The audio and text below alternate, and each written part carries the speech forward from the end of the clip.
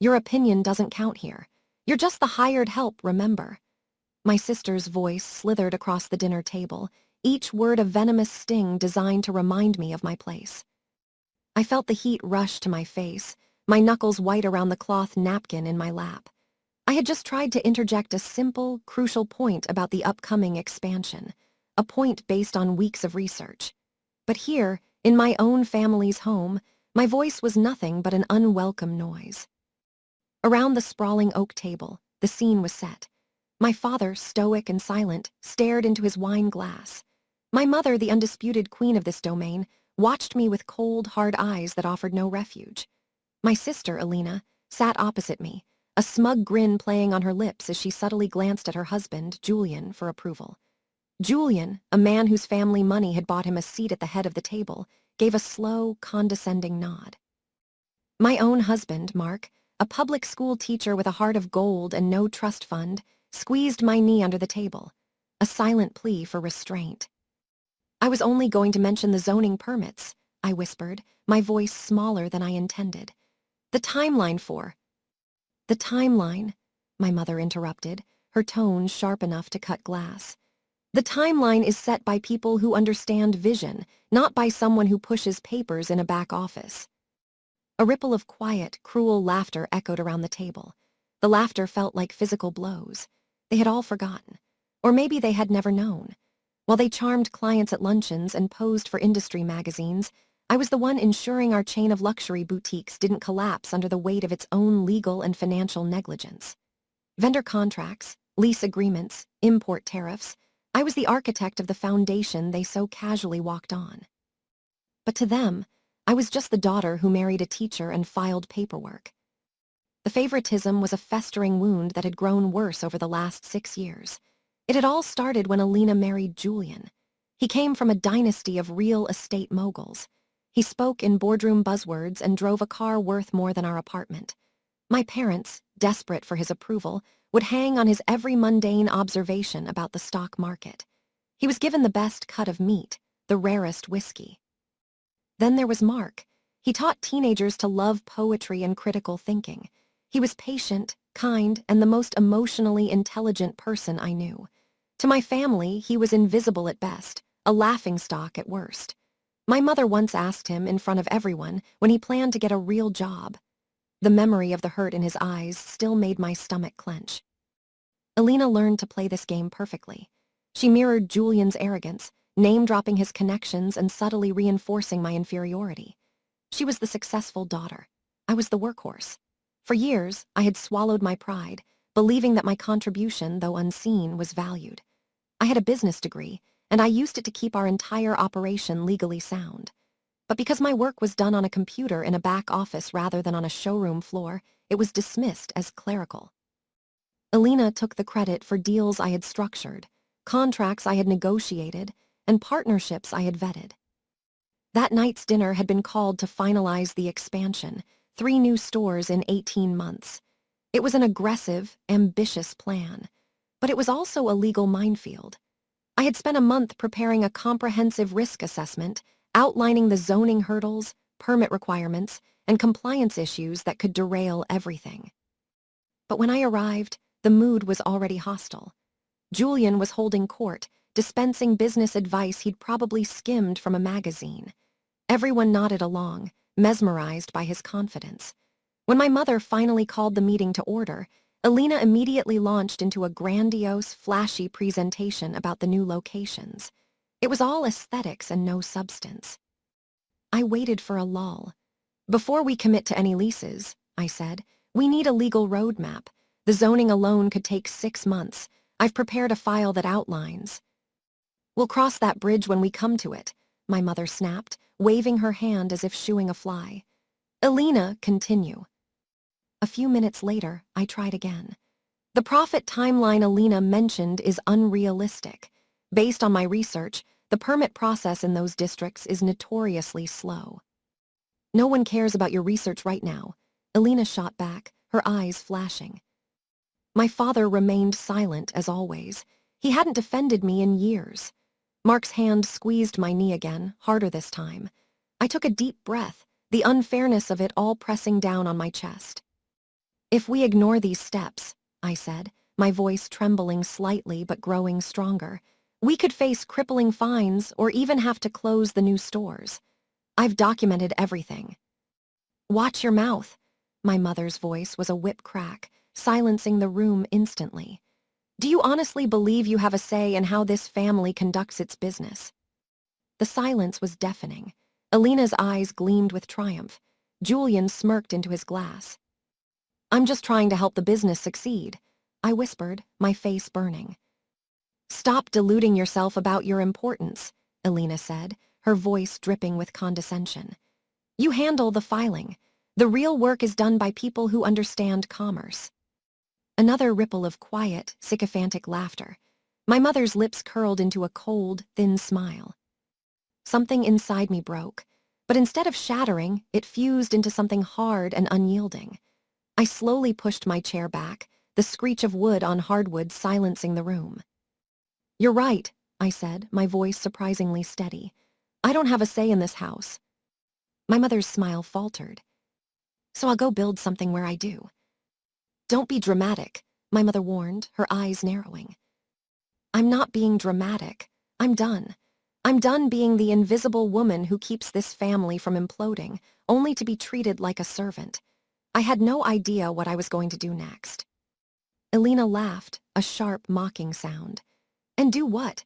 You don't have the skills, the connections, or the spine to make it on your own. I looked her dead in the eye. I guess we'll find out. If you walk out that door, my mother said, her voice low and threatening, don't expect to be welcomed back. I didn't hesitate. Okay. I turned to Mark. He was already standing, grabbing our coats from the back of our chairs. We walked out together, leaving a vacuum of stunned silence in our wake. I didn't look back, not once. That first night in our small apartment, the reality of what I'd done crashed over me like a tidal wave. I collapsed onto the worn couch and sobbed, deep, guttural cries that came from a place I'd locked away for years. All the swallowed pride, the unspoken hurt.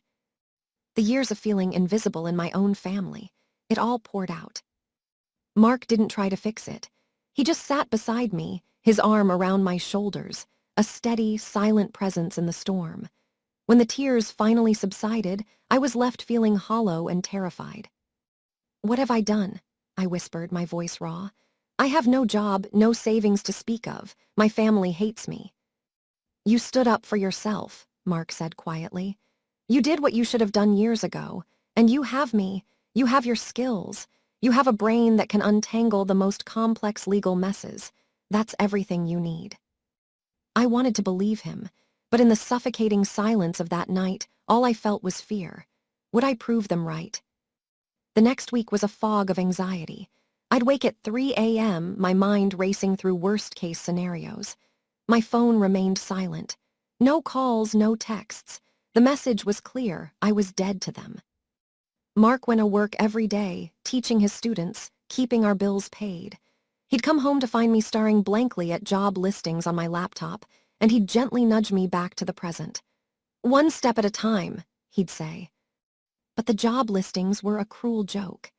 Every position required a network I didn't have, or experience I couldn't prove, because all my work had been done in the shadows of my family's business.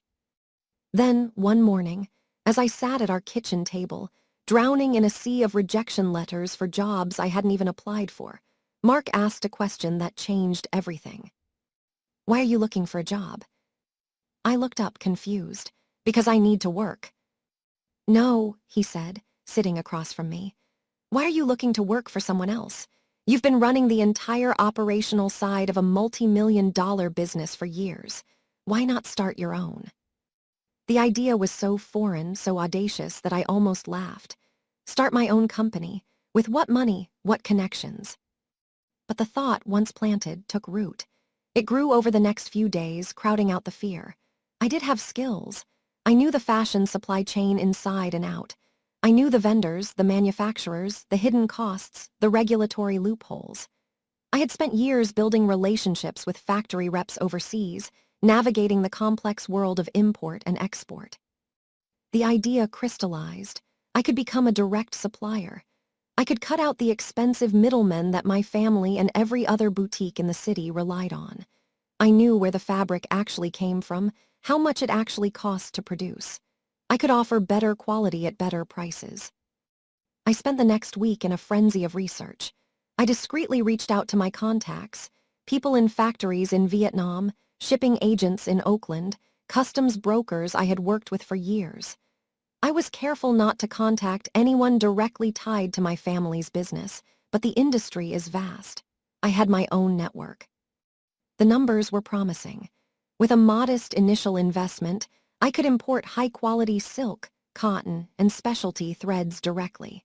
The markup would be healthy, but my prices would still undercut the established suppliers who had been gouging local designers for years. The biggest hurdle was capital. I had a small personal savings account, money I had earned and kept separate from our joint funds. It wasn't much. After years of being paid a pittance by my family, it held just under $30,000. It would have to be enough. I built a business plan from scratch. I mapped out cash flow, projected revenues, researched the legal requirements for an LLC. I identified my first potential customers, small, independent designers in the Mission and Hayes Valley who were always complaining about their suppliers. Mark watched my transformation with quiet pride. "You're really doing this," he said one night, a smile finally returning to his face. "I think I am," I replied. And for the first time since walking out of my parents' house, the fear was replaced by something else. Possibility. I registered my company, Coastal Textile Supply. It was simple, professional. I opened a business bank account, drafted standard contracts, and formally reached out to 3 manufacturers I'd had good relationships with in the past. My pitch was direct. I wanted a direct purchasing relationship, cutting out the distributors. I could offer them more consistent orders if they could offer me better pricing. 2 agreed to start with small trial shipments. My first order was terrifyingly small, $4,000 worth of raw silk from a manufacturer outside Ho Chi Minh City. I found my first client through sheer persistence, a young designer named Chloe who ran a tiny shop in the Mission. She was brilliant but struggling, and her current supplier was constantly late and overpriced. I showed her samples I'd ordered on my own dime. "The quality is beautiful," she said, running the fabric through her fingers. "But I've been burned by promises before." "I'm not asking for a long-term contract," I said. "Just try one order. If the quality or delivery isn't perfect, you never have to call me again." She agreed. It was a tiny order, barely enough to cover the shipping, but it was a start. The wait for that first shipment was agonizing. I checked the tracking number obsessively, every hour. What if the shipment was seized? What if the quality was poor? What if I had just gambled my life savings on a fantasy? But when the truck finally arrived. The shipment arrived on time. The quality was impeccable. When I delivered it to Chloe, her face lit up. "This is incredible," she said, examining the fabric. "And the price, how are you doing this?" She paid me on the spot and immediately placed a larger order. More importantly, she told 2 other designers about me. Within a month, I had 5 clients. I worked around the clock.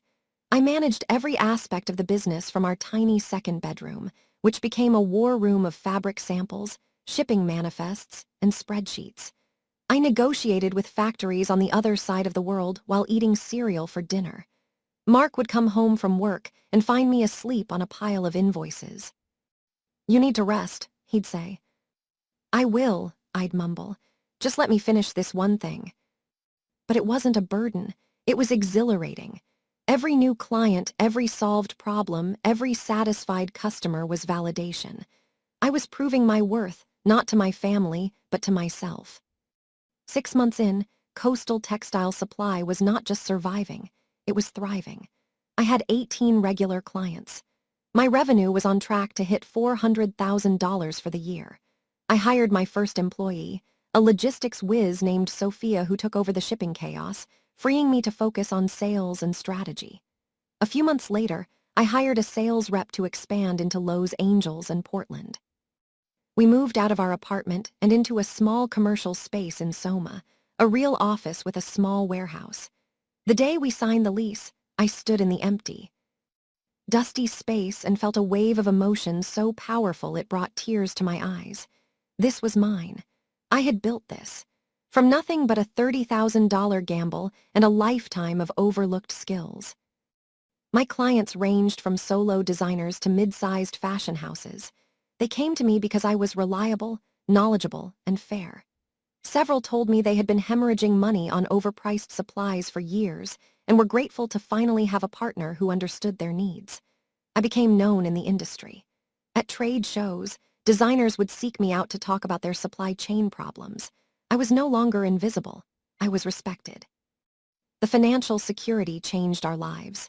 For years, Mark had been the steady breadwinner. Now, for the first time, we were genuinely comfortable. We could save. We could plan for a future. But the real change was internal. I woke up every day knowing that my work mattered, that my skills were valuable, that I was capable of building something significant on my own terms.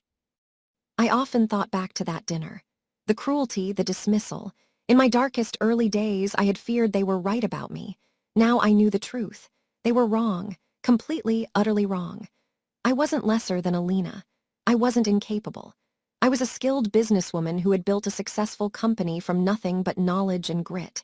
Being forced out was the best thing that ever happened to me. I heard about my family's troubles through the industry grapevine.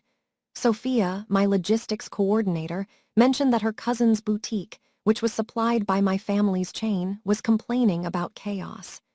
"They used to be so organized," Sophia said. "Now it's constant delays, missing paperwork. My cousin is thinking of switching suppliers." I started paying attention. The news was grim. Their ambitious expansion, the one I had tried to warn them about, was a disaster. One new location was shut down for zoning violations. Another was racking up daily fines for operating without proper permits. But it was deeper than that. Without me managing the administrative backbone, everything was falling apart. Vendor contracts were being signed with terrible terms. Import shipments were stuck in customs because the paperwork was wrong. Employee records were a mess, creating legal liabilities. Alina, for all her charm, had no idea how to actually run a business. She could sell a vision, but she couldn't manage the reality. My parents, who had spent years dismissing my paperwork, were finally learning that the paperwork was the only thing holding the whole structure together. I also heard, through mutual acquaintances, that my parents' health was failing. My father's diabetes was poorly managed. My mother's arthritis made daily tasks a struggle. In the past, I had been the one to schedule their doctor's appointments, manage their medications, and keep their household running. Without me, those systems had collapsed. Alina was too busy with her own life to step in. She'd visit, but never for long, and never to actually help. I heard all of this secondhand. No one from my family ever contacted me. The silence was a confirmation of my banishment. It stung, a dull ache I'd learned to live with. I had built a new life, a good life. I didn't need them, or so I told myself. The call came on a Tuesday afternoon. I was in my office, reviewing a large contract from a new client in LA. When I glanced at my phone, the name on the screen made my heart stop. Mom. 18 months of silence. Why now? My thumb hovered over the decline button. But curiosity and a stubborn flicker of old loyalty won. "Hello." "Sweetheart." Her voice was thin, reedy, exhausted. It was a voice I didn't recognize. "How are you?" The casual greeting, as if she hadn't disowned me, made my jaw clench. "I'm fine. What do you want?" A long, static-filled pause. We need you to come home." I sat down heavily in my chair. "Excuse me." "The business is in trouble. Your father and I were struggling. We need your help." Her voice cracked. "Please." "You need my help," I repeated, my voice flat. "The help you called meaningless." "We said things we shouldn't have." "Said things?" I snapped, anger flaring. "You told me I had no voice. You laughed at me. You humiliated my husband." "We were wrong." The words sounded painful, dragged from her. "You were right about the expansion, about everything. We're drowning without you." "Where's Alina?" I asked, my tone sharp. "She's the business genius, right?" Another pause. "Alina is trying, but she doesn't know the operations. She never learned. We always had you for that." The admission should have felt like vindication. Instead, it just made my chest ache with a deep, familiar sadness. "And Dad, is he okay?" "He's managing, but it's hard. We're not young anymore. Keeping track of the medications, the appointments, the house. It's too much. You always handled those things." "I handled them because I loved you," I said quietly, "because I thought I mattered." "You do matter," she said, her voice breaking. "You're my daughter. I miss you. We miss you. We need you." I closed my eyes, a war raging inside me. A part of me wanted to hang up, to protect the hard-won peace I had built. But another part, the part still bound to them by blood and memory, hesitated. Then I heard a voice in the background. "Elena. Is that her? Let me talk to her." A shuffle, then my sister's voice came on the line, subdued, hesitant, a tone I had never heard from her. "Hey, it's me." She took a shaky breath. "Look, I know I was awful to you. I was jealous and insecure, and I took it out on you. I'm sorry," she exhaled. "We need you. The family is falling apart. I need you." Her apology felt genuine, but I wasn't ready to forgive. "You need me because everything is on fire, not because you value me." "Maybe that's how it starts," she admitted. "But I've had time to think, a lot of time. I realize how much you did. I can't do what you do. I'm not good at the details. I was too proud to admit it, but I'm admitting it now." I stayed silent. "Please," she whispered. "Just come talk to us. You don't have to decide anything, just come." When the call ended, I sat staring at my phone for a long time. Mark found me an hour later, still in the same spot. "They called," I said. He nodded slowly. "What are you going to do?" "I have no idea. The answer would change everything." 3 days later, I drove to my parents' house. Mark offered to come, but I needed to face this alone. The house looked the same from the outside, but inside, it was a study in neglect. Piles of mail, dusty surfaces, an air of chaos that had never existed when I was the one managing things. My mother greeted me with a hesitant hug. She looked older, smaller, frailer. My father rose slowly from his chair, offering a sad, genuine smile. "Welcome home," he said. "I'm not home." I replied gently, "I'm visiting." Elena was there, standing stiffly by the fireplace, uncertainty replacing her usual confidence. We all sat in the living room, the silence thick and heavy.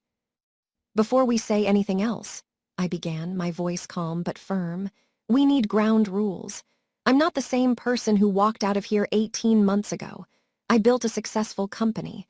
I have my own life. If I help you, it's on my terms." My mother nodded quickly. "Of course, anything."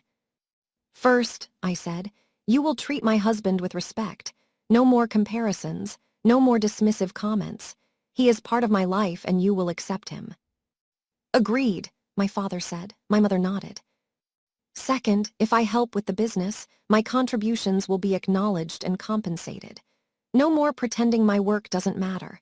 I'll be paid fairly, and everyone will know exactly what I do." "We'll pay you," Elena said quietly, "and everyone will know." "Third, decisions are made collectively.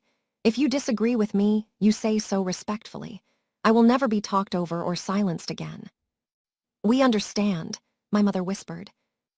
I walked to the window, looking out at the overgrown garden. You know what the hardest part of the last 18 months was? It wasn't the stress of starting a business. It was realizing how little my own family valued me, how easily I was dismissed. "We were wrong," my father said, his voice thick. "We took you for granted." I turned back to face them. "I've learned that I don't need you to define my worth. I'm successful, I'm happy. But I also learned that success is hollow if you can't share it with the people you love. I still love you. I'm willing to help. Not because you need me, because I choose to." I sat down again. "I'll consult for the business. I'll help stabilize it. I'll help coordinate Dad's care. But I'm not moving back in. I'm not giving up my company. This is a partnership between equals." "That's more than we deserve," Elena whispered. "Probably," I said. "But family isn't about what we deserve. It's about what we choose to do for each other."